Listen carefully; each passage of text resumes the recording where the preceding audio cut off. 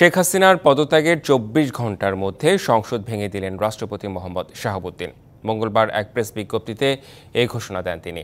এছাড়া BNP chairperson Khaleda জিয়াকে মুক্তি দেওয়ার বিষয়টিও নিশ্চিত করা হয়। সঙ্গে মুক্ত হলেন ১ জুলাই থেকে ৫ আগস্ট পর্যন্ত আটক সকল শিক্ষার্থী।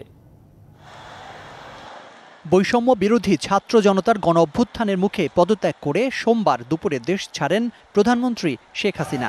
বিজয় উল্লাসে মাতে পুরো দেশ। এর একদিন পরই সংসদ ভেঙে দিলেন রাষ্ট্রপতি মোহাম্মদ শাহাবুদ্দিন। ৩ বাহিনী প্রধান, বৈষম্য বিরোধী ছাত্র আন্দোলনের প্রতিনিধি, বিএনপি সহ বিভিন্ন রাজনৈতিক দল ও সুশীল সমাজের প্রতিনিধিদের সঙ্গে বৈঠকের পর এই সিদ্ধান্ত জানান রাষ্ট্রপতি।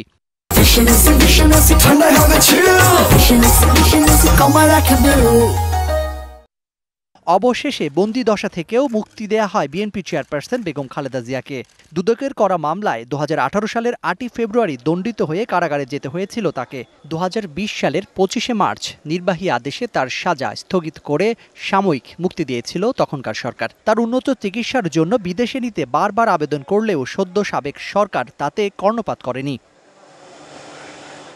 এছাড়া ১ জুলাই থেকে ৫ আগস্ট পর্যন্ত বৈষম্য বিরোধী আন্দোলন ও বিভিন্ন মামলায় আটককৃতদের মুক্তির নির্দেশও দেয়া হয় বিজ্ঞপ্তিতে।